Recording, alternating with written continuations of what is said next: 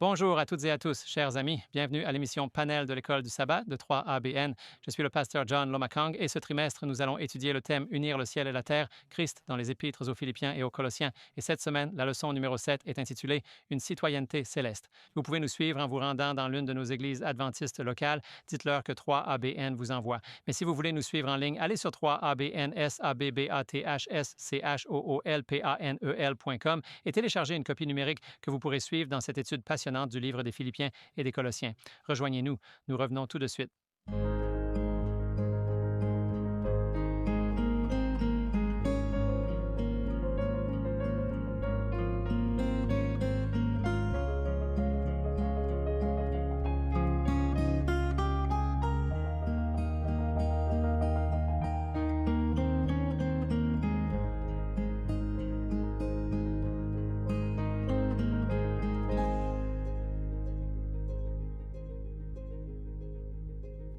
Bonjour les amis, bienvenue au panel de l'École du sabbat de 3ABN. Je suis John Lomakang. Je vais animer cette étude de leçon aujourd'hui sur une citoyenneté céleste. Que signifie être citoyen du ciel pendant que vous êtes sur Terre? Nous le découvrirons aujourd'hui en parcourant notre étude de leçon. Avant d'aller plus loin, présentons notre panel aujourd'hui. En fait, je vais présenter notre panel aujourd'hui. Pasteur Ryan Johnson, heureux de vous avoir. Que nous couvrez-vous aujourd'hui? C'est vraiment un immense plaisir d'être ici avec vous, pasteur Lomakang. Chers amis, j'ai pour vous la leçon de ce lundi et le titre en est « Tenez ferme dans le Seigneur ». Tenez ferme dans le Seigneur. Ça va être bien. Pasteur Denzey, qu'avez-vous prévu aujourd'hui? Un bonheur d'être ici. J'ai mardi un message directement dans le titre « Réjouissez-vous toujours dans le Seigneur Et je suppose que Shelley a un sujet brûlant. De quoi parles-tu, Shelley? Et effectivement, l'apôtre Paul nous offre vraiment matière à une profonde réflexion. La leçon que nous aborderons ce mercredi s'intitule « Penser à ces choses ». Oui, et sœur Rhys Rafferty, nous sommes ravis de vous avoir ici aujourd'hui. Que couvrez-vous pour nous? Merci. Je vais vous parler des clés du contentement. D'accord, nous devons tous trouver un certain contentement en servant le Seigneur. Auriez-vous une prière pour nous avant d'aller plus loin? Oui, Père céleste, nous te sommes si reconnaissants pour l'opportunité d'étudier ta parole ensemble, unis, que ce soit à la maison ou ici dans le studio, et nous te demandons simplement que ton Saint-Esprit nous oigne, nous enseigne et nous inspire avec des pensées venant d'en haut. Merci pour ce moment. Nous invitons ta présence à être avec nous au nom de Jésus. Amen. Amen. Nous avons une citoyenneté céleste. Vous savez, la question de la citoyenneté est un enjeu majeur de nos jours, partout dans le monde et également ici en Amérique. Et Paul, l'apôtre, va nous rappeler qu'en tant que chrétiens, notre obligation est bien plus élevée que celle des gouvernements terrestres. Le gouvernement que nous avons tendance à représenter a beaucoup à voir avec la façon dont nous réagissons. Je me souviens, il y a de nombreuses années, un ambassadeur nous rendait visite ici à 3ABN et il jouait au basketball avec nous. Et quelqu'un était en train de le chahuter un peu et nous avons fait une pause et avons dit « Est-ce que vous réalisez quel pays il représente? Soyez gentils avec lui. » Et j'y ai beaucoup réfléchi. En tant que chrétiens, nous devons nous souvenir du pays que nous représentons et être bienveillants, être de bons citoyens, rappelant aux gens que notre citoyenneté a beaucoup à voir, en fait, qu'elle a absolument tout à voir avec la manière dont nous nous comportons, avec la manière dont nous parlons aux autres. Mais parfois, la chair terrestre entre en conflit avec notre citoyenneté céleste. Voyons ce qu'en dit Paul. Commençons par notre verset du jour dans Philippiens 4:6. Il dit, « Ne vous inquiétez de rien, mais en toute chose, par la prière et la supplication, avec des actions de grâce, faites connaître vos requêtes à Dieu. » L'auteur de la leçon, le Dr Clinton Wallen, introduit cette déclaration. Il dit « Le plus important, nous ne devons pas placer nos espoirs dans des systèmes terrestres ou des gouvernements qui nous déçoivent régulièrement. En tant que chrétiens, nous sommes des citoyens du royaume céleste de Dieu. Et avec cette citoyenneté viennent des privilèges, de merveilleux privilèges et de merveilleuses responsabilités. Ma femme et moi avons eu le privilège de voyager autour du monde, je crois, à ce jour, dans plus de 60 pays. Et c'est incroyable de penser que lorsque vous vous présentez à la douane ou que vous allez au comptoir de l'immigration, ils posent beaucoup de questions. Je me souviens être allé en Australie il y a quelques années et ils nous ont demandé, alors que nous étions au comptoir, ils ont dit, avez-vous des médicaments à déclarer? J'ai dit, non, je n'en ai pas. Ils ont dit, monsieur, avez-vous le moindre médicament à déclarer? J'ai dit, non, je n'en ai pas. Ils ont dit, de quel pays venez-vous? J'ai dit, l'Amérique. Ils ont dit, tous les Américains ont des médicaments à déclarer. Et j'ai commencé à rire et il a ri. Il a dit, je plaisante, mais c'était sa perception des Américains. Tous ceux qui viennent d'Amérique ont des médicaments à déclarer.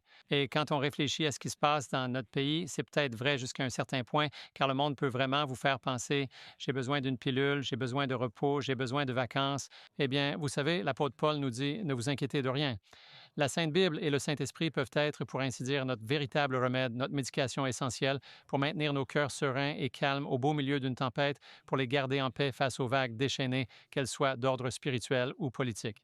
Nous vivons dans un monde où nous avons besoin de quelque chose pour nous apaiser et il poursuit.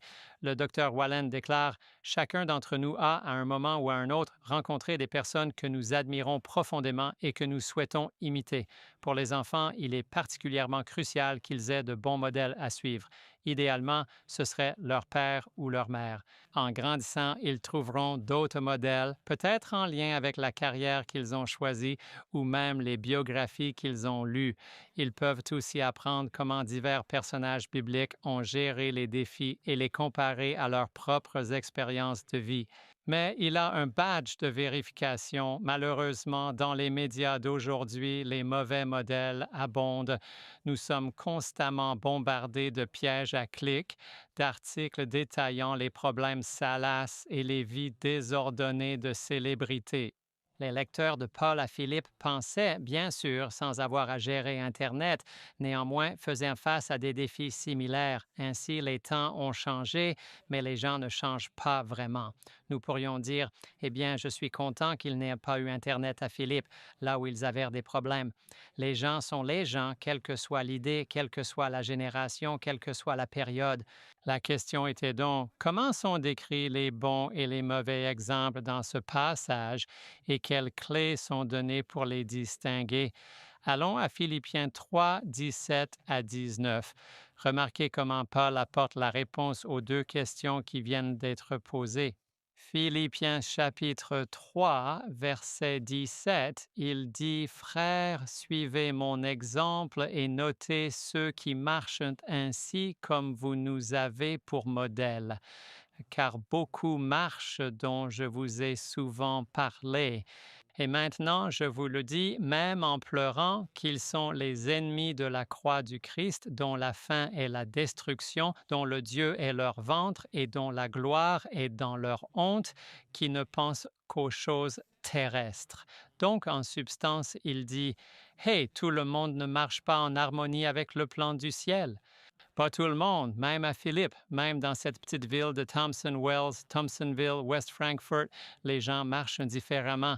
Mais venez avec moi à Romains chapitre 8. Je veux que vous voyiez quelque chose, comment la Bible décrit la grande importance de la marche. Romains chapitre 8. Regardons ensemble. Alors que Paul venait de reconnaître sa fragilité humaine, il a pensé, il a dit, ce que je veux faire, je ne le fais pas. Ce que je veux faire, je ne peux pas le faire. Ce que je veux faire, je n'en suis pas capable. Ce que je ne veux pas faire, c'est exactement ce que je fais et je me retrouve dans une situation misérable. Mais ensuite, il trouve la réponse. Dans Romains 8, verset 1, le Seigneur touche son cœur. Il dit, il n'y a donc maintenant aucune condamnation pour ceux qui sont en Christ Jésus. Et notez bien, qui ne marche pas selon la chair, mais selon l'Esprit. Pourquoi? Verset 2. Car la loi de l'esprit de vie en Jésus-Christ m'a véritablement libéré de la loi du péché et de la mort. Et il en parle. Il dit que cette loi du péché et de la mort n'est absolument pas la loi de Dieu, comme beaucoup de gens ont tendance à le suggérer. C'est pourquoi de nombreuses églises enseignent, eh bien, vous n'avez pas besoin de la loi de Dieu parce que c'est une loi de mort. Mais ce n'est pas du tout une loi de mort. C'est la loi de la liberté. C'est la loi qui nous maintient au centre du chemin chrétien. C'est la loi qui nous montre véritablement qui est le Christ. Si vous m'aimez, gardez mes commandements. Jésus dirait-il une chose pareille? Si vous m'aimez, gardez ma loi de mort. Absolument pas, bien sûr que non. Alors, je voudrais aujourd'hui attirer votre attention sur plusieurs points, pourquoi il est si vitalement important de se souvenir que le caractère a beaucoup à voir avec qui nous sommes et avec le pays que nous prétendons représenter. Allons à Éphésiens 2, 11 à 14. Je vais le lire et ensuite je les décomposerai en différents éléments. Éphésiens chapitre 2. C'est pourquoi souvenez-vous que vous, autrefois gentils dans la chair, qui êtes appelés incirconcision, par ce qui est appelé la circoncision faite dans la chair par des mains, qu'à cette époque vous étiez sans Christ, étant étrangers à la communauté d'Israël et étrangers aux alliances de la promesse, n'ayant pas d'espérance et sans Dieu dans le monde. Mais regardez la transition. Mais à présent, en Jésus-Christ, vous qui étiez autrefois si éloignés, avez été rapprochés, rendus proches par le précieux sang du Christ. Car c'est lui-même qui est notre paix, qui des deux a fait un seul peuple et a renversé le mur de séparation qui les séparait. Amen. Ainsi, la première comparaison est la suivante. Souvenez-vous d'où vous venez. Une vie sans Christ est une vie sans espoir. Et c'est ce que le verset 12 met en évidence. Vous étiez autrefois sans Christ, sans espérance et sans Dieu dans le monde. Qu'est-ce que cela signifie exactement? Voici ce que j'ai noté. Paul rappelle aux gentils, il rappelle aux gentils, c'est-à-dire nous, notre ancienne condition spirituelle, celle d'être aliénés en dehors de l'alliance et sans aucun accès aux promesses de Dieu. Maintenant, quel genre de vie est-ce là? Même de nombreux chrétiens, parfois aujourd'hui, peuvent se sentir comme étrangers à leur vie de prière, étrangers à leur vie d'études, peut-être étrangers à leur mariage, étrangers à leur foyer. Ils peuvent avoir le sentiment d'être en dehors du Christ. Il les appelle à se souvenir de leur désespoir sans le Christ afin qu'ils ne tiennent jamais sa grâce pour acquise. Mais la bénédiction est la suivante. Qu'a fait le Seigneur? Romains 5:8. Alors que nous étions encore pécheurs, Christ est mort pour nous. Amen. Pour briser cette aliénation et nous introduire dans la famille de l'espérance. Ésaïe 59, verset 2. Vos iniquités vous ont séparés de votre Dieu. Et 1 Pierre chapitre 2, verset 10. Autrefois, vous n'étiez pas un peuple, mais maintenant vous êtes le peuple de Dieu. Remarquez que nous avions un passé, mais louons le Seigneur, car grâce à Jésus, nous avons un avenir plein d'espoir. Amen. La deuxième chose soulignée dans Éphésiens 2,13 est « Mais maintenant, en Jésus-Christ, vous qui étiez autrefois éloignés, avez été rapprochés par le sang du Christ. » Qu'est-ce que cela signifie? Alors, voici ce que j'ai couché sur papier. La distance qui nous séparait, la distance entre l'humanité et Dieu a été entièrement effacée par le sacrifice de Jésus, ce que tous les rituels et toutes les lois n'auraient jamais pu accomplir. Son sang et son sang seul l'a réalisé. La réconciliation, l'acceptation et la paix. Remarquez bien cela, la réconciliation, l'acceptation et la paix. Vous n'aviez pas cela dans votre vie passée, mais vous l'avez dans votre marche actuelle avec Christ. Et comment la Bible nous donne-t-elle l'assurance que c'est notre réalité? C'est dans Hébreux chapitre 10, versets 19 et 20. Nous avons la pleine assurance, la hardiesse d'entrer dans le lieu très saint, et cela grâce au sang précieux de Jésus. Maintenant, nous avons un représentant qui est là pour nous dans le Saint des Saints. En raison de la justice parfaite de Jésus, nous avons un accès direct au Saint des Saints. Colossiens 1, verset 20. Ayant fait la paix par le sang de sa croix. Encore une fois, nous n'avons accès en tant que citoyens qu'à celui qui est notre grand prêtre. Il est notre citoyenneté céleste. C'est lui qui détient notre passeport. Il nous donne l'accès. Et le verset Jean 14, 6 le met en évidence de manière encore plus claire. Personne ne vient au Père si ce n'est par moi. Ce qui m'amène à mon troisième point. Réjouissez-vous de ce que Christ a fait de nous, un seul peuple, une seule paix. C'est ce qu'Éphésiens 4, 14 met en évidence. Mais l'Épître aux Galates le souligne avec beaucoup de force. Voici le passage qui vient étayer ce point. Galates 3, 28. Il n'y a plus ni juif ni grec, car vous êtes tous un en Jésus-Christ. En Colossiens 3, 11. Le Christ en tout et le Christ est tout et en tous, dans Jean 17, 21. Qu'ils soient tous un comme toi, Père, tu es en moi. Ainsi, grâce à Jésus, nous pouvons être citoyens et notre passé est effacé en Christ. Amen. Notre passé est entièrement effacé en Christ. Merci beaucoup, pasteur Lomakang. Louez le Seigneur, tout le monde. Je suis le pasteur Ryan Johnson et j'ai la leçon de ce lundi et le titre est « Demeurez ferme dans le Seigneur ». Demeurez ferme dans le Seigneur. et merci beaucoup d'avoir parlé de notre sainte citoyenneté. Nous allons aussi parler un peu de la citoyenneté et ensuite, nous allons nous pencher sur cette déclaration puissante faite par Paul dans Philippiens 4.1 où il dit « Demeurez fermes dans le Seigneur ». Nous allons commencer à la fin de Philippiens 3 et nous allons regarder le verset 20. Mais avant de le faire, nous nous souvenons que les habitants de Philippe étaient très, très fiers de leur citoyenneté. Or, Philippe était en fait une propriété de Rome.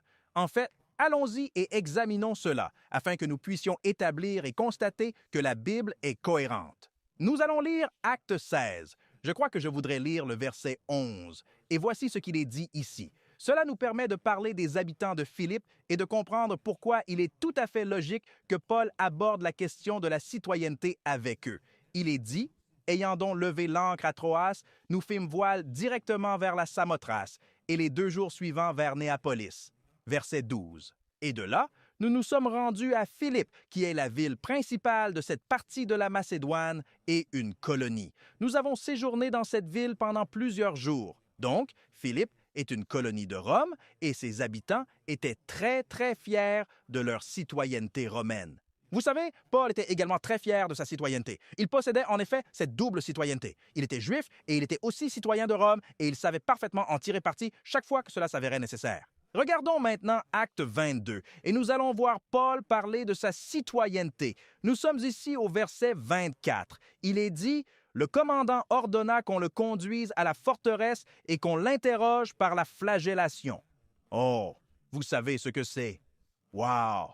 Afin de savoir pourquoi il criait ainsi contre lui, et alors qu'il le ligotait avec des lanières, ce sont des courroies, des cordes, Paul dit au centurion qui se tenait là, il a lâché une bombe, la voici. « Vous est-il permis de fouetter un homme qui est romain et non condamné? » Oh, il a lâché la bombe de la citoyenneté juste là, et tout le monde se dit « Oh, c'est un citoyen. » La citoyenneté comptait alors, la citoyenneté compte maintenant. Vous savez, nous parlions, le pasteur Denzi et moi, plus tôt, de nos expériences à l'aéroport. Nous vous avons même entendu parler de votre expérience, parce qu'ici, dans ces ports, nous avons l'occasion de montrer notre citoyenneté et des choses comme ça. Eh bien, je volais récemment, et je volais en fait à l'intérieur du pays, alors je me suis avancé, je suis arrivé en tête de la file, vous savez, la longue file de sécurité, et ici, aux États-Unis, nous devons avoir une pièce d'identité que nous appelons la Real ID. C'est comme ça qu'ils l'appellent, la Real ID, vous savez, tout est bloqué. Alors j'ai sorti ma carte d'identité et je la leur montre. Ils la scannent et l'ordinateur dit « Nous ne connaissons pas cet homme. Son visage ne correspond pas au visage que nous voyons sur la caméra. » Eh bien, je ne pense pas avoir vieilli autant en quelques années. Je ne sais pas, c'est possible. J'ai quelques cheveux blancs. Mais ils m'ont dit « Par ici, monsieur, mettez vos affaires sur le tapis roulant. » Alors, j'ai posé mes affaires sur le tapis, je suis passé, j'ai fait tout le contrôle au rayon X, vous savez, le truc circulaire. Et quand je suis ressorti, quelqu'un m'attendait pour me fouiller et me palper. Alors, j'ai tendu les mains et ce type a commencé. On m'avait déjà fouillé et palpé auparavant, mais c'était la fouille la plus minutieuse que j'ai jamais subie. Je vais vous dire, chaque vallée a été élevée, chaque montagne et colline abaissée. Et j'ai dit, frère, j'ai déjà été fouillé. Qu'est-ce que c'est? Et vous savez ce qu'il m'a dit? Il a dit, écoutez, je travaillais avant dans une prison. Ce n'est pas une fouille approfondie. J'ai pris ça comme une menace. Je ne voulais pas qu'ils sortent les gants. Alors j'ai reculé. Et je me suis dit, j'ai hâte de devenir citoyen du paradis. Amen. Ouh, le roi connaît mon nom, c'est vrai, et je n'ai plus besoin de traverser cela ici. Mais ensuite, je suis assis ici à lire ce que Paul dit dans Philippiens, chapitre 3, verset 20. Il est écrit « Car notre conversation est au ciel ». Ceci est la version Louis II. C'est de là aussi que nous attendons avec impatience le Sauveur, le Seigneur Jésus-Christ. Or, ce mot « conversation » dans le texte grec est « politouma » et il signifie notre citoyenneté. Paul dit « Hey Johnson, tu es un citoyen du ciel en ce moment même. Maintenant, j'ai le sentiment de devoir défendre un peu la parole de Dieu, si vous me permettez. Non, je ne devrais pas vraiment faire ça, n'est-ce pas? Mais juste patientez avec moi. Vous vous demandez peut-être, comment passe-t-on de la citoyenneté à la conversation? Eh bien, j'ai regardé au début de ma Bible et il est dit qu'aux environs de 1604, le roi Jacques a commandité, vous savez, que la Bible soit traduite en anglais. Et l'anglais n'était pas le même alors qu'il l'est maintenant. C'est exact. Et pour le prouver, en 1609, une pièce très célèbre est sortie, écrite par un homme dont vous avez peut-être entendu parler, William Shakespeare. Et cette pièce s'appelait J'essaie de me rappeler le nom de la pièce. J'ai oublié le nom de la pièce, mais dans l'acte 5, scène 9, le protagoniste de la pièce est dit avoir eu une bonne conversation. Et par cela, ah, nous y sommes, Périclès, c'est la pièce. Et par conversation, cela signifiait qu'il avait une bonne conduite et qu'il se comportait d'une manière qui était en accord avec le fait d'être un citoyen respectueux de son époque et de sa communauté. Donc, à cette époque-là, le terme conversation ne désignait pas simplement le fait que nous échangions des paroles entre nous. Il faisait plutôt référence à la notion de citoyenneté, à la manière d'être un bon citoyen. Ainsi, lorsque ce mot dans le texte grec original est traduit par conversation en français, cela prend tout son sens. Parce qu'à l'époque, la façon dont il parlait, cela signifiait la citoyenneté. Donc, notre citoyenneté est au ciel en ce moment. Alors, je me suis enthousiasmé en regardant la citoyenneté et en étant citoyen du ciel. Alors, je suis allé à Apocalypse 21 pour en savoir un peu plus sur le ciel. Et il est dit au verset 2, « Moi, Jean, j'ai vu la ville sainte, la nouvelle Jérusalem, descendre du ciel d'auprès de Dieu. » Hey, c'est super!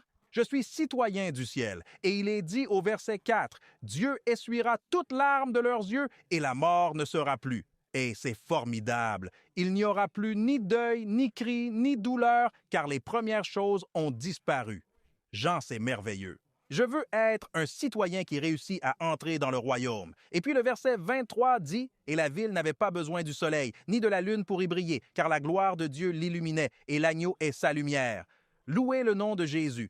Et puis, le verset 27, « Il n'entrera chez elle rien de souillé, ni personne qui se livre à l'abomination et au mensonge, mais ceux-là seuls qui sont inscrits dans le livre de vie de l'agneau. » Et en lisant cela, j'ai commencé à réfléchir à ma propre personne, à mon ancien moi. Comment pourrais-je bien faire pour entrer dans le royaume? Il n'y a pas que ça. J'ai pensé à mon propre corps brisé, pasteur Lomakang. J'ai le diabète de type 1 et je ne suis pas aussi mignon que vous. Comment puis-je entrer dans le royaume? Et ensuite, je reviens à ce que l'apôtre Paul nous dit ici dans le livre de Philippiens, chapitre 3, verset 20. Il continue au verset 21 en disant, « Le Christ transformera notre corps d'humiliation. Allez, Jésus, afin qu'il soit rendu semblable à son corps glorieux. Et rappelez-vous, nous avons appris plus tôt que la gloire du Christ est aussi le caractère du Christ. Selon la puissance de son œuvre, par laquelle il est capable de tout soumettre. Soumettre signifie que toute puissance est sous son autorité, toute chose à lui-même. Il me changera et quand j'arriverai au royaume, j'aurai un corps entièrement nouveau et j'ai tellement hâte. Mais savez-vous quoi? Même avant le royaume, je peux me comporter comme un citoyen du ciel. C'est vrai. En fait, regardons ça rapidement.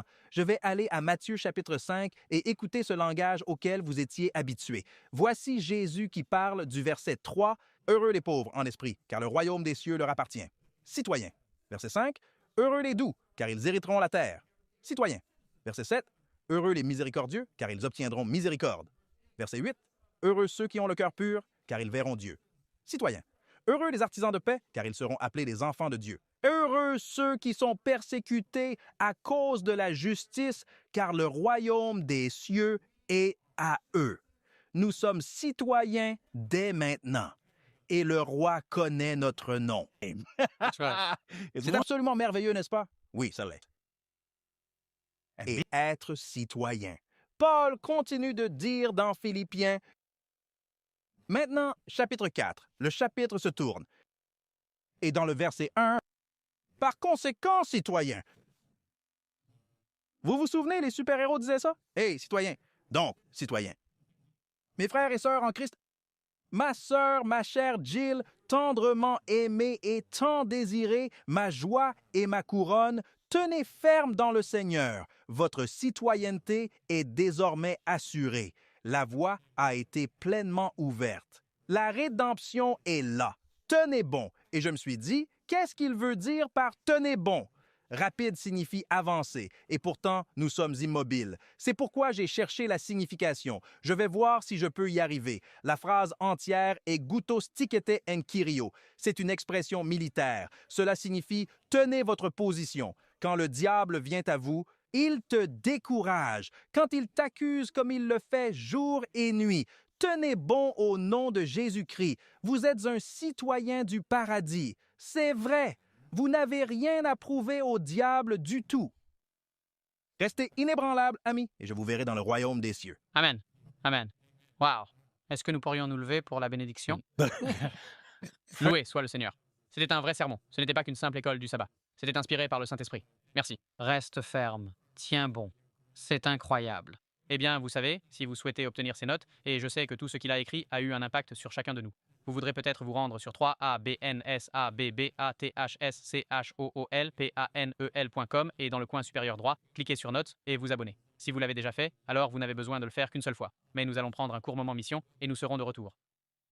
Bonjour, je suis Greg Morriconi. Je suis tellement heureux que vous me rejoigniez pour le Moment Mission 3ABN. La semaine dernière, je vous ai parlé de Bill, qui tirait une grande fierté d'être devenu un professionnel accompli et un leader au sein de son église adventiste du 7e jour. Mais cette fierté a malheureusement poussé Bill à s'éloigner de Dieu pendant 40 longues années. Une nuit, alors qu'il changeait de chaîne, il entendit une voix forte lui dire « Arrête !» Il fut si surpris qu'il obéit. Et là, sur son écran, apparut 3ABN. Il regarda jusque tard dans la nuit et répondit même à un appel à l'hôtel. Plus tard, il entendit un sermon sur le fils prodigue. Était-ce une coïncidence? Il se demandait, mais Bill sentait qu'il devait changer certaines choses d'abord. Cette semaine-là, il a trouvé l'église adventiste. Il a aussi acheté quelques livres au Centre du livre adventiste, y compris un intitulé « Patriarche et prophète » par Ellen White. Appela son médecin et demanda de l'aide pour arrêter de fumer. Ensuite, il a commencé à appeler des personnes, leur demandant pardon et expliquant ce qui lui arrivait et qu'il ne pouvait plus participer à certaines des choses qu'il avait l'habitude de faire. Toute la semaine, Bill a regardé la chaîne 3ABN jour et nuit. La voix qu'il avait entendue était indubitable. Dieu lui avait parlé et il se demandait si cela avait pu être sa dernière chance de répondre. Quand le matin du sabbat est enfin arrivé, Bill s'est préparé avec enthousiasme pour l'église et je vous raconterai tous les détails de cette expérience lors du tout prochain 3ABN Mission Moment. Que Dieu vous bénisse aujourd'hui. Si vous nous avez suivis jusqu'à présent, nous avons abordé le thème de la citoyenneté d'une façon vraiment magnifique et nous remercions le pasteur Johnson pour cette contribution. Mais à présent, nous nous tournons vers le pasteur John Denze et vous allez poursuivre sur notre sujet, celui de notre citoyenneté céleste. C'est tout à fait ça. C'est la portion pour mardi « Réjouissez-vous toujours dans le Seigneur » et c'est de cela que nous allons discuter. Vous savez, il existe un chant qui parle de se réjouir constamment dans le Seigneur et je le répète, réjouissez-vous. Et donc, cette leçon nous amène à nous poser la question, comment pouvons-nous faire l'expérience de la paix de Dieu? Vous savez, Dieu est le seul qui puisse offrir la paix. Le diable ne peut pas vous donner la paix. Les richesses de ce monde ne peuvent pas vous donner la paix. Cela pourrait vous apporter une certaine, disons-le, satisfaction, dans le sens où vous vous dites, d'accord, j'ai la maison que je veux, la voiture que je veux, et je peux voyager où je veux. Mais dans ces moments sombres, temps calme, vous n'avez pas de paix. C'est-à-dire si vous vivez une vie méchante. Mais passons à Philippiens chapitre 4, verset « Et il est dit, réjouissez-vous toujours dans le Seigneur, et je le répète, réjouissez-vous. » Or, c'est un message de Paul. Et Paul était une personne qui a connu des difficultés dans la vie, mais il dit ici, « Réjouissez-vous toujours dans le Seigneur. » Mais c'est une joie dans le Seigneur. Pourquoi? Parce que le Seigneur est bon envers chaque personne. Et quand vous considérez que son règne s'étend sur tous, justes et injustes, qu'il offre l'oxygène à chacun dans le monde, et que c'est par sa miséricorde que la terre produit encore des fruits et toutes sortes de légumes, et grâce à sa grande miséricorde, la porte de sa miséricorde nous est encore et toujours ouverte. Et il a été si bon et si miséricordieux envers chacun d'entre nous, nous pouvons nous réjouir pleinement dans le Seigneur. Il n'y a vraiment rien en ce monde dont on puisse se réjouir, si ce n'est ce que le Seigneur fait pour nous. Et ainsi, cette joie que nous trouvons en lui implique également d'être profondément reconnaissant envers le Seigneur pour toutes les choses qu'il a accomplies. Et ensuite, bien sûr, Paul dit, et encore une fois, je dis, réjouissez-vous, car il y a beaucoup de raisons d'être reconnaissant envers le Seigneur. Allons à Philippiens, chapitre 4, verset 5. Et puis, il dit que votre douceur soit connue de tous les hommes. Le Seigneur est proche. Cette idée, celle de laisser votre douceur être reconnue par tous, ne signifie pas que vous deviez vous pavaner en déclarant « Je suis une personne humble et bienveillante ». Non, cela signifie plutôt que vous menez votre vie de telle sorte que chacun sache que c'est vraiment ainsi que vous êtes. Vous n'êtes pas en train de faire un spectacle. Vous n'êtes pas juste un point particulier, non. Montrant que, « Hey, Je suis quelqu'un de doux. Et je me souviens d'une fois, alors que je travaillais dans un emploi, un de ces petits boulots à temps partiel qu'on prend, il y avait une personne là-bas qui, pour une raison ou une autre, les gens commençaient à lui parler, essayant de se lier d'amitié avec lui, et il a fait savoir à tout le monde, je suis chrétien. Je suis chrétien. Je suis chrétien. Et puis, un des gars est venu lui raconter une blague, et bien sûr, c'était une de ces blagues qu'on ne veut pas raconter en public, et là, il s'est tourné vers lui. Pourquoi tu me parles comme ça? Je suis chrétien. Ne me parle pas de ces choses-là. Et puis, quelque temps plus tard, je suppose que cette personne avait gardé ça en tête, il n'agissait pas comme un chrétien, et la personne a dit, « Eh bien, Dave, je pensais que tu étais chrétien. » Et puis, bien sûr, il lui rejetait à la figure toutes ces choses. Mais cette idée de faire connaître votre douceur à tous les hommes, c'est que nous sommes censés affronter chaque jour en regardant vers Jésus. Nous devrions concentrer notre attention sur Jésus et non sur nous-mêmes, et nous devrions mener nos vies de façon à ce que, comme vous voyez Jésus dire, que votre lumière luise ainsi devant les hommes afin qu'ils voient vos bonnes œuvres et qu'ils glorifient votre Père céleste. Et puis il est dit, le Seigneur est proche. C'est une déclaration puissante, là, non pas parce que « Seigneur est tout proche », si vous vous comportez bien. Vous devriez vous comporter ainsi car vous aimez le Seigneur de tout votre cœur. Diriez-vous Amen à cela? Philippiens 4:6 nous révèle une vérité également merveilleuse. Ne vous inquiétez de rien. Ne vous inquiétez de rien. Et c'est sur cela que nous allons nous concentrer maintenant dans cette partie du verset 6.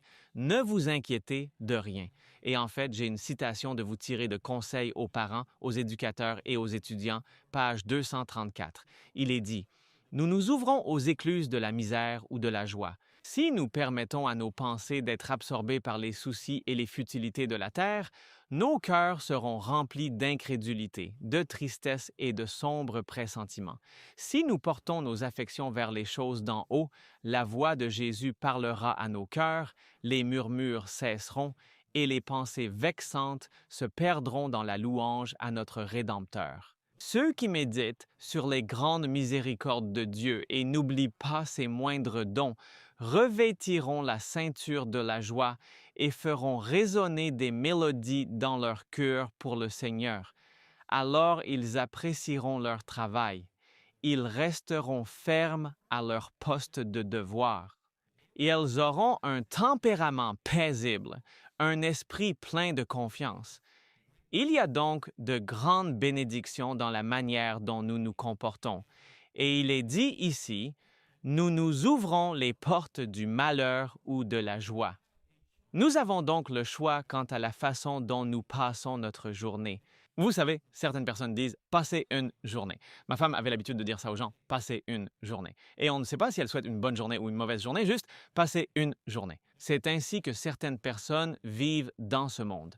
Maintenant, je vous apporte quelques éléments, car nous parlons de ne pas être anxieux dans Matthieu 6, 25 à 34. Nous ne lirons pas tous ces versets car nous n'avons pas assez de temps, mais il y a ici quelques versets qu'il serait bon de souligner avec le peu de temps dont nous disposons. Jésus dit au verset 25, « C'est pourquoi je vous le dis, ne vous inquiétez pas pour votre vie, de ce que vous mangerez ou de ce que vous boirez, ni pour votre corps, de ce que vous porterez. La vie n'est-elle pas plus que la nourriture et le corps plus que le vêtement? Regardez les oiseaux du ciel, car ils ne sèment, ni ne moissonnent, ni n'amassent dans des greniers, et pourtant votre Père céleste les nourrit. Ne valez-vous pas bien plus qu'eux? Et donc oui, considérez ces choses et réfléchissez à tout ce que le Seigneur a fait pour vous. » Et Jésus dit, allons au verset 33, « Mais cherchez premièrement le royaume de Dieu et sa justice, et toutes ces choses vous seront données par surcroît. » Nous nous inquiétons énormément de beaucoup de choses. Vous savez, nous nous inquiétons de toutes sortes de choses, et le diable y est pour quelque chose, bien sûr, pour nous pousser à nous inquiéter. Comment allez-vous faire ce paiement la semaine prochaine? Tu n'as pas assez d'argent à la banque. Comment vas-tu pouvoir faire ceci ou cela? Tu ne vas pas réussir ce test demain et tu commences à t'inquiéter de ces choses. Nous devons donc, par la grâce du Seigneur, comprendre que nous sommes dans sa main, qu'il est avec nous. Il ne nous quittera jamais ni ne nous abandonnera. Il prendra soin de nous. Il a ses saints anges qui veillent sur nous. Si ce n'était pas pour les saints anges qui veillent sur nous, le diable nous aurait tués il y a bien longtemps. Je loue donc le Seigneur pour sa bonté en ce sens. Le verset 34 dit « Donc, ne vous inquiétez pas pour demain, car demain s'inquiétera de ses propres affaires. À chaque jour suffit sa peine. » Donc, dans Philippiens, nous avons les mots encore ici. Mais en toute chose, par la prière et la supplication. Donc, les choses que nous avons, par la prière et la supplication, avec des actions de grâce, faites connaître vos requêtes à Dieu. L'idée de prière et de supplication. Il y a plus d'emphase sur la partie de la supplication parce que cette partie, quand vous regardez le mot grec, supplication, indique que vous êtes de tout cœur avec un désir intense en raison de votre besoin. Vous présentez une requête au Seigneur, mais quand vous présentez cette requête au Seigneur, faites-le avec reconnaissance. Vous savez, nous adressons beaucoup de prières au Seigneur. Le Seigneur exauce nos prières encore et nous ne le remercions pas. Rendons grâce au Seigneur pour tout. Et je me souviens de toutes ces fois où, en conduisant, « Seigneur, s'il te plaît, protège-nous sur la route. Prends soin de nous. Protège ce véhicule pendant qu'il roule et aide-nous à conduire prudemment et non follement. » Et après un certain temps à faire cela, des années à faire cela il y a plusieurs années, il m'est venu à l'esprit, vous savez, je n'ai pas remercié le Seigneur de nous avoir bénis d'arriver en toute sécurité. Alors j'ai commencé à faire cela, et c'est une bénédiction d'être reconnaissant au Seigneur pour les choses qu'il a faites. Et chacun d'entre nous a quelque chose pour lequel être reconnaissant. Et je me souviens qu'une fois, Danny a dit, « Si vous avez quelque chose pour lequel remercier le Seigneur, faites-nous part d'un témoignage de louange. » Quelqu'un a appelé et a dit, « Pourquoi devrais-je être reconnaissant? » C'était quelque chose d'étonnant. Je pensais qu'il allait venir avec un témoignage et j'ai dit, « Eh bien, je ne savais pas quoi lui dire, mais le Seigneur m'a mis ces choses à l'esprit. Êtes-vous en prison en ce moment? Non. Êtes-vous à l'hôpital? Non. Êtes-vous en camisole de force dans un asile de fous? Non. Je suppose que vous avez des choses pour lesquelles être reconnaissant, n'est-ce pas? Eh bien, je suppose que oui. Et vous avez probablement mangé aujourd'hui, n'est-ce pas? Oui, j'ai mangé. Vous avez des choses pour lesquelles être reconnaissant. Et donc, nous avons tous quelque chose pour lequel être reconnaissant, et il est dit ici que nous pouvons faire connaître nos requêtes à Dieu. Pourquoi? Ne vous inquiétez pas, faites part de vos requêtes à Dieu et remettez-les entièrement entre ses mains. Il prendra soin de vous. Il s'est déjà occupé de vous par le passé. Oui, il le fera encore à l'avenir. Amen et amen. Merci, mes frères. J'aime le livre des Philippiens. La leçon de mercredi est Pensez à ces choses. Je suis Shelley Quinn. Et laissez-moi juste vous poser cette question. Avez-vous déjà ressenti ce moment, cette sensation où votre esprit s'emballe complètement, où les pensées s'agitent sans contrôle et où l'inquiétude, la peur et l'anxiété se déchaînent, envahissant chaque recoin de votre esprit? Vous savez, je pense que l'apôtre Paul a parfaitement compris cette lutte intérieure, mais il connaissait aussi le remède. Regardons ensemble Philippiens chapitre 4, verset 7. Dans l'Épître aux Philippiens, au chapitre 4, verset 7, il est dit « La paix de Dieu, qui surpasse absolument toute intelligence, gardera vos cœurs et vos esprits par Jésus-Christ. » Il est en train de décrire une paix qui ne dépend absolument pas des circonstances extérieures, une paix intérieure profonde. Avez-vous bien saisi cela? C'est une paix qui vient directement de Dieu. Et ce mot « garder », cette paix de Dieu gardera votre cœur. En grec, c'est worie. C'est un terme militaire. Ça signifie tenir garnison, c'est-à-dire monter la garde et protéger la cité contre toute invasion. Alors, imaginez dans votre esprit une ville fortifiée et vous avez tous ces gardes postés sur les remparts. Et à l'extérieur de ces murs, la ville est en état de siège. À l'extérieur de ces murs, c'est effrayant. Il n'y a que de la confusion, des attaques incessantes et une peur omniprésente. Mais au fond de vous, vous vous sentez calme et en sécurité, car vous êtes à l'abri. Voyez, c'est ce que fait la paix de Dieu. Elle poste des gardes divins autour de nos esprits et de notre cœur pour en éloigner les pensées de l'ennemi. Le plus grand champ de bataille de Satan, ce n'est absolument pas le monde extérieur qui nous entoure. Alors, où se situe donc son plus grand champ de bataille? C'est juste ici, au plus profond de vous, dans votre propre esprit. Nos pensées, nos émotions et notre concentration spirituelle ont besoin de protection. La vraie paix n'est pas l'absence de problèmes, C'est la présence du Christ. Quand nous sommes dans une situation, nous pouvons avoir une assurance tranquille, quoi qu'il arrive, si vous êtes en Christ, vous êtes entre ses mains. Et Jésus a dit dans Jean 14, 27, « Je vous laisse ma paix je vous la donne.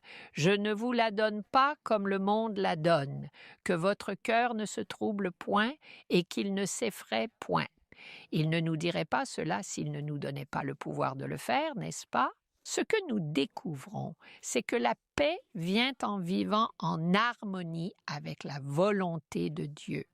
Vous savez, Psaume 119, 165, « Grande paix ont ceux qui aiment ta loi. » Et j'aime la façon dont l'Amplified le dit, parce qu'il est écrit « Rien ne les offensera ni ne les fera trébucher. » Ce mot-là l'offense est ce qui nous fait trébucher. Je me souviens qu'une fois, j'étais sous la douche et j'étais offensée. Et je priais et priais en disant « Oh Seigneur, corrige cette personne. » Et il m'a dit « L'esprit d'offense est intrinsèquement lié à l'esprit d'orgueil. Prenez un moment pour y réfléchir attentivement. Il est impossible d'être offensé si votre propre orgueil n'a pas été blessé. Et quand nous abandonnons le contrôle à l'Esprit Saint et que nous faisons nos choix en nous basant sur la parole de Dieu, nous découvrons alors une paix profonde que le monde, avec toutes ses difficultés, ne pourra jamais nous enlever. C'est une paix qui vient directement de Dieu, une paix enracinée dans notre relation avec lui. Et pour pouvoir véritablement faire l'expérience de cette paix, il est essentiel que nous entraînions et que nous disciplinions nos pensées. Et c'est précisément ce que l'apôtre Paul va nous enseigner. Vous voyez, la paix est tout simplement impossible. Si votre esprit est rempli de bruit, de négativité et de peur, vous ne trouverez jamais la paix véritable. Mais Paul explique comment bâtir ces murs intérieurs et laisser la paix de Dieu être la garnison, les gardes qui vous protègent. Philippiens 4:8. Enfin, mes frères, voici comment faire. Tout ce qui est vrai, tout ce qui est noble, tout ce qui est juste, pur, agréable, de bon rapport, s'il y a quelque vertu et s'il y a quelque chose de louable, réfléchissez à ces choses. Maintenant, méditez-y, attardez-vous dessus, examinez-le attentivement et tenez-en pleinement compte. Il décrit un choix délibéré de concentrer notre énergie mentale sur ce qui est bon, ce qui est divin et édifiant. La qualité de notre paix dépendra de la qualité de nos pensées. Il n'y a pas d'autre moyen. Ésaïe 26:3. Tu garderas dans une paix parfaite l'homme à l'esprit inébranlable parce qu'il se confie en toi. Or, Paul a énuméré 6 vertus bibliques. Et voyons si nous pouvons les parcourir rapidement pour protéger nos pensées et nos esprits. Premièrement, il a dit « Voici ce à quoi vous êtes censés penser. Tout ce qui est vrai. » Dans un monde de mensonges, de demi-vérités et de tromperies, Dieu nous appelle à considérer et à réfléchir à ce qui est fiable. Sa vérité, elle est réelle. Jean 14:6, Jésus a dit « Je suis le chemin, la vérité et la vie. » Et dans Jean 17:17, il a dit « Seigneur, sanctifie-les par ta vérité. Ta parole est vérité. » Alors, nous remplissons nos esprits de sa parole et cela ancre nos pensées dans la réalité, nous offrant une base solide et inébranlable pour comprendre le monde et notre place en lui. Alors Paul a dit « Concentrez vos pensées sur tout ce qui est noble, ce qui est honorable, digne et mérite le respect. Méditez profondément sur ces choses qui élèvent votre caractère et non sur celles qui le rabaissent. Un esprit noble refuse catégoriquement d'entretenir les commérages, l'amertume, la haine et le cynisme. Il refuse, c'est tout. Il a dit « Réfléchissez à ceci. Tout ce qui est juste, c'est ce qui est équitable, ce qui est moralement intègre. Ce sont des actions et des attitudes qui reflètent la justice de Dieu. Et quand nous pensons correctement, que se passe-t-il? Nous agissons correctement. Il a dit « Tout ce qui est pur, la pureté est à la fois intérieur et extérieur. Ce sont des motifs purs, des pensées saines, l'intégrité du cœur. Pensez à ce qui est pur. Il a dit « pensez à ce qui est aimable ». Vous savez, ce qui entre dans notre esprit finit par façonner notre âme. Réfléchissez à des choses d'une beauté spirituelle qui reflètent la gentillesse, la douceur, l'amour et la grâce de Dieu. Pensez à ce qui attire les gens vers le Christ, pas à ce qui nous divise ou nous détruit. Il a dit « pensez à ce qui est admirable ». C'est notre 6e point, gracieux, louable et édifiant. En d'autres termes, concentrez-vous sur ce qui vous inspire profondément à vivre pour Dieu et à servir les autres. Alors il le résume ainsi. Si quelque chose est excellent ou digne d'éloge, méditez sur ces choses. Il savait que ce à quoi nous pensions, ce que nous pensons, c'est ce que nous deviendrions. Tel un homme pense en son cœur, tel il est. En contemplant, nous sommes transformés, n'est-ce pas? Alors, veillez attentivement sur vos pensées, emplissez-les de la Sainte Écriture, de bonté et de louange, afin que la paix du Christ puisse pleinement couler en vous. Philippiens 4:9, il a dit, ça continue. Et vous allez remarquer ceci, tout ce que vous avez appris, reçu et entendu de moi, et tout ce que vous m'avez vu faire, mettez-le en pratique. Et le Dieu de paix sera avec vous. Pour une vraie paix, nous devons pratiquer la justice. Remarquez bien cette séquence. Si vous méditez sur ces choses et si vous les mettez en pratique, alors le Dieu de paix sera avec vous. La paix ne vient pas seulement d'entendre la vérité, elle découle de la vivre pleinement. Paul était en mesure de dire « Suivez mon exemple » parce que, eh bien, vous savez quoi? Sa vie était à elle seule un sermon vivant. Même lorsqu'il était incarcéré, il a continué à écrire sur des thèmes comme la joie, la gratitude et la paix. Si quelqu'un avait une raison de se plaindre, je dirais que c'était bien lui qui avait de quoi se plaindre, mais il a choisi de se concentrer sur le Christ. Et ce qu'il fait, c'est nous inviter à adopter cette même mentalité, à penser, à parler et à agir comme Jésus. Et puis, devinez quoi? Le Dieu de paix demeure en nous, est avec nous et traverse notre chaos à nos côtés. Le même esprit qui a gardé le cœur de Paul dans une prison romaine peut vous garder aujourd'hui, si seulement vous le laissez faire. Amen. Je suis si reconnaissant que notre paix soit importante pour Dieu que, comme tu l'as dit, il est le Dieu de paix. Je suis en charge de la leçon de jeudi. Je m'appelle Rici et le sujet que j'aborderai est les clés du contentement. Les versets que nous lirons sont tirés de l'Épître aux Philippiens, chapitre 4, versets 10 à 13 et le verset 19.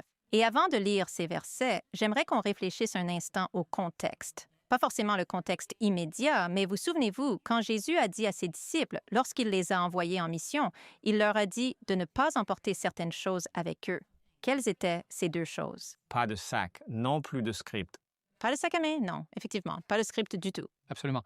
Alors, pourquoi ne les aurait-il pas fait porter une bourse? Je porte toujours ma bourse. Je ne vais nulle part sans ma bourse. Et c'est parce qu'il avait établi ce plan, ce magnifique plan du cercle de bienfaisance, où ceux qui annoncèrent la parole aux autres seraient pris en charge par ceux à qui il l'avait annoncé. C'est ainsi que leurs besoins devaient être satisfaits. Ainsi donc, avec cette compréhension, dans Philippiens chapitre 4, nous lisons « Mais je me suis grandement réjoui dans le Seigneur de ce qu'enfin votre sollicitude à mon égard a refleuri. Certes, vous vous en préoccupiez déjà, mais l'occasion vous manquait de le manifester. Ce n'est pas par manque que je parle, car j'ai appris à être content, quel que soit mon état. Je sais être abaissé et je sais être dans l'abondance. Partout et en toutes choses, j'ai appris à être rassasié et à avoir faim, savoir être dans l'abondance et savoir souffrir de la privation. Je peux toutes choses par le Christ qui me fortifie. J'ai appris à être content dans n'importe quelle situation. Il a aussi dit dans 1 Timothée 6:6 que la piété avec le contentement est un grand gain. Mais j'ai commencé à me poser des questions à ce sujet. Est-ce que le contentement est le but? est-ce ce que nous sommes censés vivre en toutes circonstances? Parce que quand j'ai commencé à parcourir les Écritures, j'ai vu des exemples de ce que je considérerais comme un mécontentement pieux. Par exemple, Adam dans le jardin, n'est-ce pas? Il était en train de nommer tous les animaux et un certain mécontentement a commencé à monter en lui jusqu'à ce qu'Ève soit enfin créée. Et qu'en est-il de Jacob luttant avec l'ange? Il ne s'est pas contenté d'avoir juste une expérience de lutte avec cet être spirituel, Dieu lui-même, avec qui il luttait. Il dit « Je ne te laisserai pas partir avant que tu ne me bénisses ». Qu'en est-il des enfants d'Israël qui ne devaient pas se contenter avant d'avoir conquis toute la terre que Dieu leur avait désignée, la terre promise qui devait être la leur? Aussi, je pensais que Jésus n'était pas satisfait de demeurer dans son ciel si haut et si saint, entouré de l'adoration et de l'amour infini des anges et d'innombrables êtres célestes, alors que nous étions perdus. Dans Isaïe 62, verset 1, il dit « Pour l'amour de Jérusalem, je ne me reposerai pas tant que sa justice ne brillera pas comme l'aube et que son salut ne luira pas comme une lampe qui brûle. » Il y a donc un type de mécontentement qui, je pense, nous inspire, nous motive et nous pousse à aller de l'avant, à poursuivre nos objectifs, à aspirer à mieux, à changer. Cela nous remplit d'énergie de nous dépenser sans compter dans certains, vous savez, types d'environnement et d'activités. J'étais même en train de penser à la réalité physique de la soif et de la faim. Ce sont des signes physiologiques de mécontentement, des mécanismes de contrôle et d'équilibre intégrés où il y a cette boucle de rétroaction, n'est-ce pas, qui dit « j'ai soif » et cela me pousse à subvenir aux besoins essentiels de mon propre corps. Ce sont des signaux divins qui nous incitent à agir, à bouger, à faire quelque chose. Donc, physiologiquement, c'est vraiment intéressant. Certains de mes patients, ceux qui ont perdu l'appétit, ils ne mangent pas très sainement. C'est comme « je n'ai pas envie de manger. Qu'est-ce qui a l'air bon? Qu'est-ce qui fait du bien là, tout de suite? » Donc, ils ne mangent pas pour leurs besoins nutritionnels. Spirituellement, nous devons aussi avoir faim. David l'a exprimé dans le psaume 63, verset 1, où il a déclaré « Ô Dieu, tu es mon Dieu. Dès le matin, je te cherche. Mon âme a soif de toi et ma chair te désire. » Ainsi, en contraste avec ce saint mécontentement, il existe un mécontentement impie. Et je suis retournée à la Genèse aussi. Je pensais encore une fois que c'est ce que le serpent avait en quelque sorte évoqué dans l'expérience d'Ève, qu'elle tout d'un coup aspirait à quelque chose de plus et au-delà de ce que Dieu lui avait initialement donné. Dans Hébreux 13, verset 5, je crois que ce passage nous offre une excellente clarification et une distinction très importante entre le mécontentement qui vient de Dieu et celui qui n'en vient pas. Et il est dit que votre conduite soit sans convoitise et soyez content de ce que vous avez. Donc ce mot « conduite », frère Ryan, vous l'avez mentionné plus tôt, en ce qui concerne la conduite comme une référence à notre façon de vivre et se manifestant là où est notre citoyenneté. Lorsque j'ai cherché ce mot, le terme « conduite » signifie mode, style ou caractère, mais il peut aussi vouloir dire révolution. C'est quelque chose d'assez intéressant, que votre révolution soit exempte de toute convoitise. Avez-vous déjà observé les gens lorsqu'ils entreprennent, vous savez, des projets vraiment bien intentionnés et louables, ou des réformes sociales ou politiques qui sont si nécessaires, mais tout d'un coup l'argent s'en mêle? Et la pureté ou la valeur du projet se détériore soudainement et vous vous dites « Que s'est-il passé? Même notre révolution peut-elle être sans convoitise? » Mais fondamentalement, que notre vie, notre façon de parler, notre comportement soit exempt de toute convoitise. C'est une expérience tellement essentielle et importante pour nous. Et ce que je retiens de ces versets dans l'Épître aux Hébreux, c'est qu'être satisfait, c'est être sans convoitise. Et pourtant, c'est un problème humain bien réel qui nous concerne tous. Je ne crois pas que nous mesurions à quel point c'est profondément ancré dans notre psyché et dans notre vécu, et la parole de Dieu le met en évidence. Partout, riches et pauvres doivent lutter contre la convoitise, car du plus petit d'entre eux au plus grand d'entre eux, chacun est livré à la convoitise. Jérémie 6,13. C'était une qualité de Babylone que Dieu a décrite. Il dit « Ô toi qui habites près de nombreuses eaux, abondantes en trésors, ta fin est venue, la mesure de ta convoitise. » Et malheureusement, c'est même chez ceux qui suivent le Seigneur. Et ils viennent à Dieu comme le peuple vient, et ils s'assoient devant lui comme son peuple, et ils écoutent ses paroles, mais ils ne les mettent pas en pratique, car de leur bouche, ils expriment beaucoup d'amour, mais leur cœur est attiré par la convoitise. Et cela se trouve dans Ézéchiel 33, 30 et 1. Jésus a dit « Prenez garde et méfiez-vous de la convoitise. Méfiez-vous-en, car la vie d'un homme ne consiste pas dans l'abondance des biens qu'il possède. Alors, quand je pense à la convoitise, c'est notre égoïsme sous une forme très concrète et tangible. Il y a des choses, il y a un objet que nous désirons ardemment, et l'Épître aux Colossiens, chapitre 3, verset 5, identifie même cette convoitise comme de l'idolâtrie, comme un véritable culte d'idole. Le chemin de la convoitise est la voie d'un mécontentement impie et profondément destructeur. Paul avait des besoins, et comme nous le voyons dans Philippiens 4, il y a eu des moments où les croyants n'ont pas pu ou n'ont pas été en mesure de l'aider, n'est-ce pas, quand ils n'ont pas été capables de subvenir à ses besoins. Mais il a dit, « Je sais vivre dans l'abondance et je sais vivre dans le besoin. » Paul, dis-nous comment. Comment as-tu appris à vivre dans l'abondance et à vivre dans le besoin? Où as-tu puisé cette force, cette énergie pour pouvoir lutter de la sorte? Dans Actes 20, 33 à 35, je pense qu'il nous donne la réponse. Il dit, « Je n'ai convoité l'argent, l'or, ni les vêtements de personne. Oui, vous savez vous-même que ces mains ont pourvu à mes besoins et à ceux de mes compagnons. » Alors, qu'a-t-il fait? Comment Paul a-t-il réagi lorsque ses besoins n'étaient pas satisfaits? Il a commencé à travailler de ses mains, il a commencé à fabriquer des tentes. C'est donc un point très important, je pense, que le contentement n'est pas la paresse. Le contentement ne reste pas assis à attendre que les choses arrivent pour soi-même. Donc, en revenant à Hébreux 13 et en comparant avec Philippiens 4, comment pouvons-nous éprouver le contentement? La source du contentement dans ces deux écritures est la même.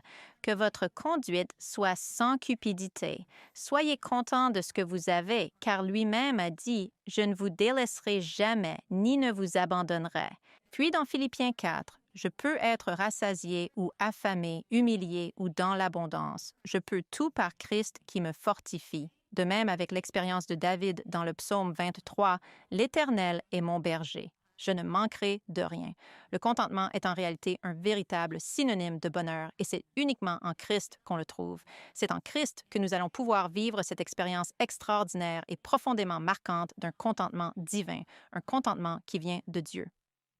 Je vous remercie, Récy. Je vous remercie infiniment. Je vous remercie, Shelley. Je vous remercie, Johnny. Je vous remercie, Pasteur Ryan. Commençons par vous. Vos dernières réflexions. Eh bien, mes amis, nous sommes, à l'heure actuelle, des citoyens.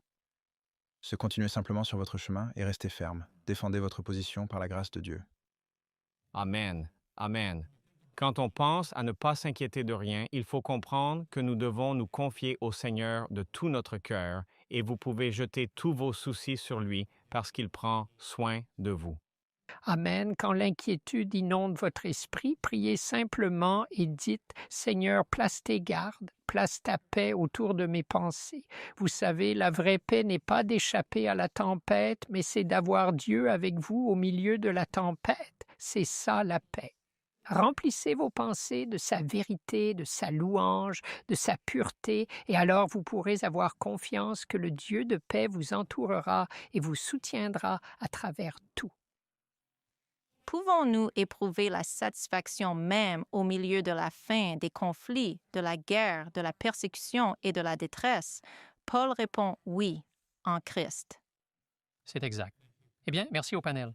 Apprécie beaucoup cela et encore une fois, nous parlions aujourd'hui d'une citoyenneté céleste et nous attendons avec impatience le jour où nous pourrions être physiquement au paradis, mais nous pourrions être spirituellement au paradis dès maintenant. Fixez vos affections sur les choses d'en haut, pensez à toutes ces choses. Permettez à votre esprit d'être citoyen d'un royaume qui n'est pas encore développé dans notre expérience physique, mais qui est réel dans notre marche spirituelle avec le Christ. Comment cette citoyenneté nous affecte-t-elle maintenant? Avant Christ, séparés. Par Christ, réconciliés. En Christ, unifiés. L'Évangile ne nous réconcilie pas seulement avec Dieu, il nous réconcilie les uns avec les autres. Jésus ne nous donne pas seulement la paix, il est notre paix, comblant le fossé entre Dieu et l'homme et entre frères et sœurs en Christ. Notre prochaine leçon est la leçon numéro 8, la prééminence du Christ. Nous vous encourageons à vous joindre à nous pour cette étude. Et nous savons que nous allons très bientôt passer de l'Épître aux Philippiens au livre des Colossiens. Merci de nous avoir rejoints. Prions le Seigneur. Père céleste, nous te remercions pour ta bonté, ta miséricorde et ta grâce.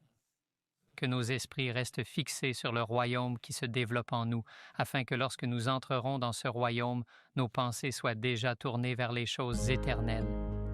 Nous te le demandons au nom de Jésus. Amen.